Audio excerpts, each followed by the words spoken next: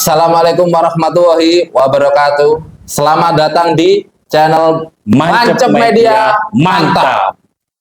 Di video kali ini kita akan membahas tentang hashtag ya, Bu. Hashtag yang lagi rame yaitu STY Out dan Eric Out. Hashtag itu muncul setelah kekalahan timnas atau gagalnya timnas Indonesia melaju ke semifinal Piala AFF 2024. Hashtag itu sepertinya memicu adu domba ya. Ya. Kalau perpecahan ya, netizen kita. Dan banyak juga bukti bahwasanya itu adalah ulah buzzer. Jadi ada di platform X itu yang menyebutkan bahwa dua hashtag tersebut dipicu dari buzzer. Nah, menurut berubah Lur, sopo iki sing gawe yang menciptakan hashtag STY Out dan Eric Out. Sebelum kita membahas siapa ya, mungkin kita harus bersikap dewasa dulu. Dewasa dulu ya. Hasil kemarin kan sejak awal kita tentang Piala AFF ini tidak menargetkan target juara. Ya, tidak. Menurunkan pemain muda, harapannya kan menampilkan permainan terbaik. Terus ternyata realitanya hasil di timnas kemarin itu kok jelek. Iya. Jadi wajar mungkin suara nada-nada sumbang dari supporter ataupun para pecinta bola atau pandit-pandit lain itu mengkritik performa dari timnas, terutama strategi dari Sintayong. Seperti itu. Oh, seperti itu ya? Iya. Untuk kritikan ya berarti. Kritikan sebetulnya. Kan kritikan itu bukan berarti kita benci. Kita juga cinta dengan timnas, makanya kita mengkritik. Kalau kita benci kan kita sudah nggak peduli lagi. Iya. Mau timnas jungkir balik, mau menang, mau kalah, terserah. Terserah ya. Itu kan bukti cinta kita terhadap timnas itu agar lebih baik itu gimana? Iya sih. Sebetulnya masalah kita juga untuk lanjut mungkin membahas hashtag, kita juga harus menyikapi bahwasanya kritik terhadap seorang Sintayong itu adalah hal yang wajar. Karena kita tahu sendiri di Piala AFF kemarin bahwa permainan kita itu tidak bagus ya, tidak bagus. Ada yang bilang bahwa itu karena pemilihan pemain atau materi pemain yang bisa dikatakan beda dengan pemain senior yang kebanyakan main di Eropa.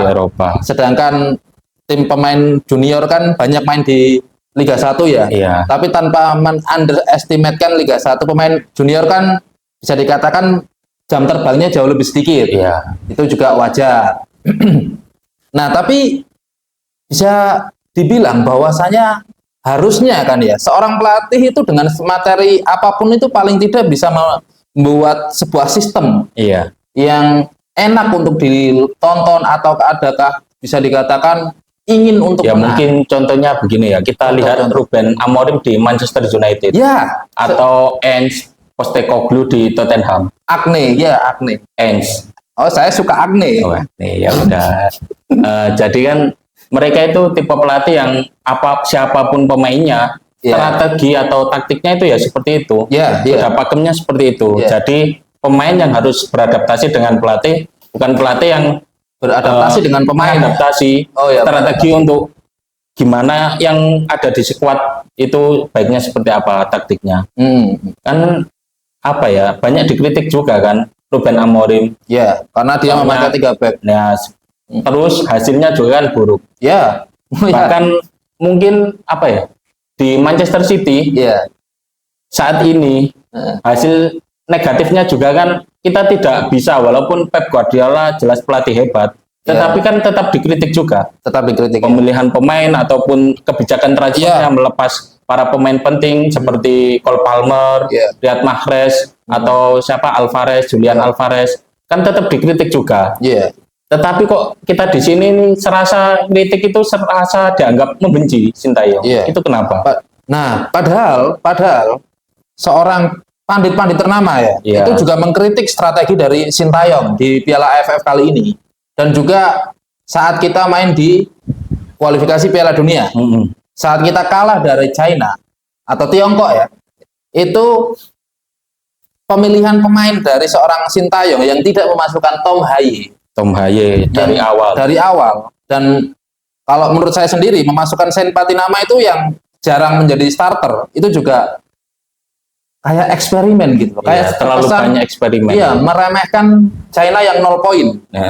Nah, ternyata China berhasil mencetak gol walaupun kesalahan ya, walaupun error ya, tapi juga tetap saja kalau kesalahan seperti itu kebanyakan Indonesia tidak bisa membalikan keadaan. Iya. Kalau sudah tertinggal, jarang sekali. Sangat jarang. Jarang sekali. Iya kan, jarang kan? Jarang. Kapan kita bisa membalikan keadaan? Ya, seringnya kita sudah unggul terus bertahan, konsentrasi, terus disamakan baru kemudian kita yang kebingungan itu bermain seperti apa. Biasanya seperti itu.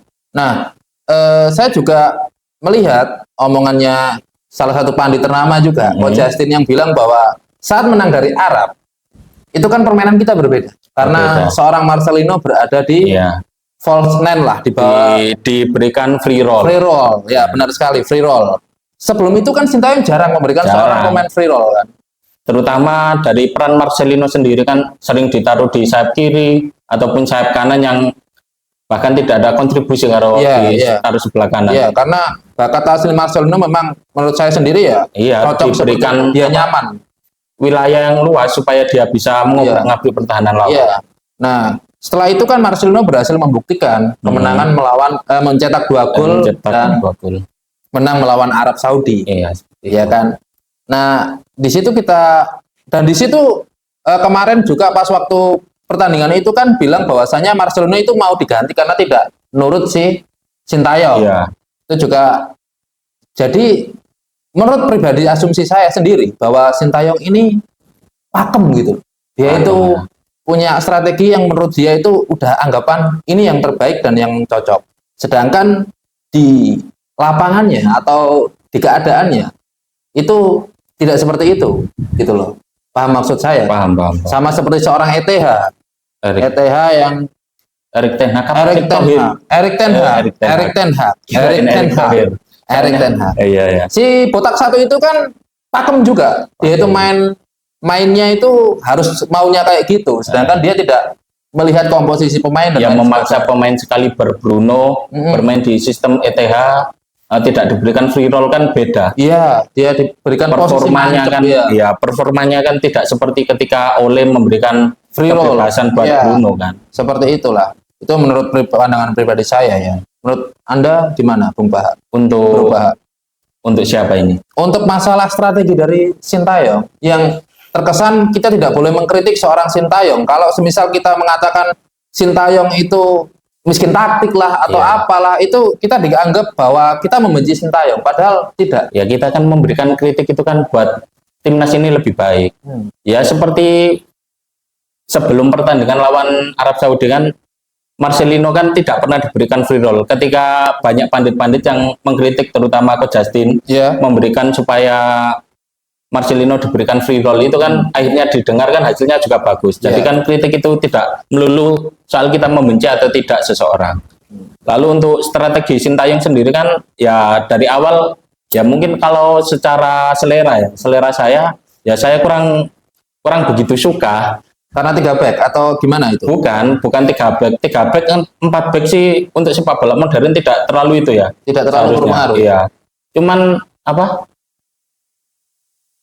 fokus dari tim yang dipegang oleh Sintayong kenapa kok harus selalu bertahan, bermain pragmatis? Iya.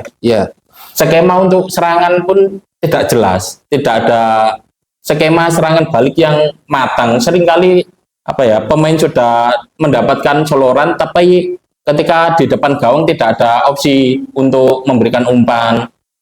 Jadi kan susah untuk tim kita ini menciptakan gol. Iya. Saya juga ingat kembali pas waktu di Piala Dunia 2018 ya. Ya, salah satu prestasi Sintayong kan mengalahkan juara bertahan Jerman. Iya kan? Waktu itu dengan skor 2-0. Tapi perlu dicatat bahwasanya si Korsel juga gagal di situ. Gagal lolos grup. Lolos grup dan permainan mereka cenderung bertahan. Satu-satunya poin kalau nggak salah kan cuma menang melawan Jerman itu saja. Dan sedangkan Jerman kan sudah kena mental. Itu menurut saya pribadi ya. Karena rata-rata tim yang habis juara dunia itu kan performanya turun. Rata-rata ya. Banyak kok yang mengalami hal itu. Ya kecuali Prancis mungkin kemarin setelah juara masih bisa lolos ke final. Tapi kan itu anomali ya mungkin. Enggak juga sih, Piala Dunia yang 2006 itu Brazil juga perempat final sih. Kan enggak final lagi. Cuma ya mungkin Italia. Italia hancur kan 2010. Hancur, iya. Italia juga hancur dari setelah Italia itu. Terus 2002 juga Prancis kan gagal. Ya, gagal di grup, kalah sama Senegal lah. Ya, Spanyol di 2014 juga hancur lebur. Yang sundulannya Robin van Persie. Sundulan lumba-lumba itu. Sundulan lumba-lumba. Terus dia juga kalah sama Chile waktu generasi emasnya ada Alexis Sanchez. Ya, yang membuat Messi frustasi. Ya, Alexis Sanchez itu berarti Gary Medel yang membuat frustasi. Gary Medel mematahkan kaki dari seorang Neymar. Iya, seperti itulah. Jadi mungkin kembali ke pembahasan ya. Untuk Sintayong sendiri nih, takutnya kejadian setelah tadi kan flashback ke Piala Dunia 2018. Setelah setelah gagal lolos fase grup kan di Korea sendiri, Sintayong kan banyak dibenci. Sampai ada dilempar telur sama guling. Iya, sama guling. Tradisi kan dari bentuk kekecewaannya. Bentuk kekecewaan. Takutnya kita ini terlalu berharap tinggi. Tidak ada yang mengkritik Sintayong, jadi Sintayong nanti ketika katakan amit-amit kita gagal lolos ke fase keempat atau lolos langsung di kualifikasi Piala Dunia ini, justru kekecewaan dari para supporter itu akan lebih mengerikan. Makanya sejak awal kita memberikan kritik ya harapannya tidak terbang dari supporter, masih bisa menilai secara objektif. Dari Sintayong sendiri masih mau untuk belajar lagi. Sama dari mungkin terutama satu hal yang paling penting sih menurut saya, Sintayong harus belajar bahasa. Setidaknya ketika ada hasil seperti ini kan Sintayong bisa mengafirmasi ke publik. Itu dia berani menyampaikan ke media kira-kira apa penyebab kegagalan atau mungkin target berikutnya ini apa, sehingga ya tidak ada simpang siur. Terus buzzer banyak yang terbaran di media sosial yang membuat supporter ini malah terpecah suaranya. Seperti itu. Karena bisa dikatakan kita itu pecinta timnas juga, kita nonton timnas juga dari kecil, ya kan? Kita tahulah susahnya tim kita itu dulu bagaimana di Piala AFF aja, ke Piala AFF di kualifikasi Piala Dunia aja kita itu selalu kalah jadi juru kunci kan beberapa kali. Nah, sedangkan saat ini kita itu sudah berhasil di ronde ketiga dan bisa lolos secara otomatis loh. Waktu itu kalau andai saja menang melawan Cina, ya peluang untuk lolos terbuka lebar. Tapi masih terbuka lebar. Seringkali kan tim kita ini kan tim yang potong generasi ya. Potong generasi. Banyak juga anggota dari timnas senior yang kualifikasi kemarin kan usianya juga masih relatif muda-muda. Jadi kan performa itu masih labil lah. Tergantung perform of the day-nya dari para pemain juga. Tapi kalau strategi Sintayong masih seperti itu saja ya, agaknya mungkin kita harus bersiap untuk kemungkinan terburuk. Kalau mempersiapkan. Kita tetap mendukung kok sama timnas, sama Sintayong, sama Pak Erick Thohir. Kedepannya mau membawa seperti apa timnas ini. Seperti itu. Dan lagi pula setiap pelatih hebat kan tetap pasti ada kritikan ya. Kritikan itu wajar karena dulu juga seorang Carlo Ancelotti juga dikritik kan saat dia mendapatkan hasil buruk. Jadi hal itu adalah hal yang wajar, apalagi netizen Indonesia kan luar biasa. Sangat garis keras lah. Bisa dikatakan seperti itu. Satu mungkin kelupaan. Kan banyak juga yang bilang kalau Piala AFF ini kan piala kecil, piala ciki. Tapi kan pelatih besar bahkan sekelas Sir Alex Ferguson ataupun Pep itu tetap ketika bermain di ajang piala ciki seperti Carabao Cup atau FA Cup itu mereka memainkan permainan terbaik. Mendapatkan juga mentargetkannya juara. Itu kan yang membentuk mental juara dari timnas kita, mental pemenang di timnas kita. Kalau di ajang kecil aja kita mainnya ogah-ogahan, ya gimana berharap sukses di ajang yang lebih besar seperti itu. Itu kalimat dari salah seorang pengamat ya, yang mengatakan seperti itu. Tapi saya juga setuju karena sebelum menang Piala Liga Inggris, seorang Guardiola kan menang FA dulu. Dan setelah itu dia baru membentuk skuadnya, apa yang dia mau seperti apa. Setelah itu dia baru bisa untuk juara Liga Inggris. Ya setidaknya ketika timnas kita mendapatkan tren positif kan untuk berjalan ke depannya juga pasti lebih enak lah. Ya, iya pastinya seperti itu. Karena kalau melihat kemarin itu di Piala AFF itu kesannya kita itu sangat pemain-pemain kita itu sangat terburu-buru ya. Nggak tahu juga karena mungkin kurang tenang atau gimana. Apalagi pas main di kandang itu 2 kartu merah. Iya. Dan hasil juga cukup mengecewakan. Itu entah kalau menurut Anda gimana itu, Mas Bah? Apa yang menyebabkan pemain-pemain kita itu gugup? Satu mungkin ekspektasi. Soalnya semenjak kualifikasi kita itu kan melihat permainan timnas senior itu kan cukup wah lah. Lini depan, lini tengah ya sangat ya bisa dibilang perform. Terus kita kemudian dipaksa untuk menonton permainan dari timnas kita yang mungkin ekspektasi kita segini, cuman permainannya masih segini. Ditambah pemain muda dibebani ekspektasi yang begitu tinggi ya mungkin mentalitasnya pasti kena. Iya sih. Belum siap ya, bisa dikatakan seperti itu. Lalu gimana Bung? Ya mungkin kita lupa untuk seorang tagar STO dan Eric Out ya. Sebetulnya manajer timnas kita sendiri Pak Sumarji juga bilang bahwa tidak usah menghiraukan hashtag-hashtag yang seperti itu ya. Iya, mungkin buzzer. Terlalu gimana ya?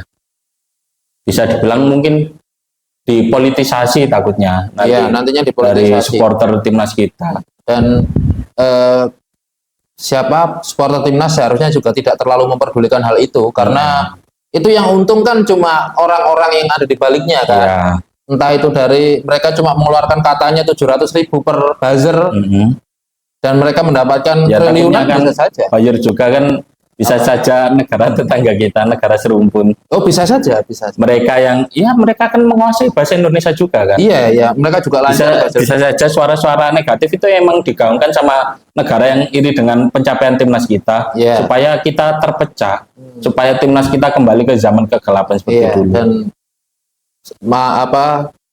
bisa dikatakan menurun ya timnas kita kalau ada domba seperti itu. Iya. Ya kita tetap bersatu mendukung timnas sama pelatihnya sama seluruh jajaran dari PSSI, kita mendukung dan berharap untuk mendapatkan hasil terbaik. Ya, seperti itu sih, dan kita doakan juga di kualifikasi Piala Dunia nanti di bulan Maret semoga kita juga bisa meraih hasil maksimal saat hasil yang mantap. Hasil yang mantap melawan Australia karena itu salah satu pertandingan penting karena semisal kita mendapatkan 1 poin aja itu cukup luar biasa di kandang Australia. Tentu sambil berharap kita di laga lawan Bahrain sama Cina jangan sampai kecolongan. Itu yang kita harus sapu bersih, terutama kita kan bermain di kandang ketika menghadapi Bahrain sama Cina. Apalagi nanti kita kedatangan seorang striker pemain depan kan Ole Romani dan Kevin Dix juga mainnya gacor di Copenhagen. Itu harusnya juga bisa dan dia harusnya ditempatkan di sayap kanan kan. Terserah, mungkin nanti kalau ada pemain lagi atau gimana kan dinamika tim kita belum tahu, cuman kita berharap tentu yang terbaik untuk timnas. Ya, seperti itulah. Mungkin sampai di situ saja. Untuk hashtag itu siapa dalangnya kita tidak usah pedulikan, yang terpenting kita tetap dukung timnas. Kalau ada kritik dan saran boleh kalian tulis di kolom komentar, tapi jangan lupa untuk klik like, subscribe, dan komen tentunya ya, pastinya itu. Sudah segitu saja. Assalamualaikum warahmatullahi wabarakatuh.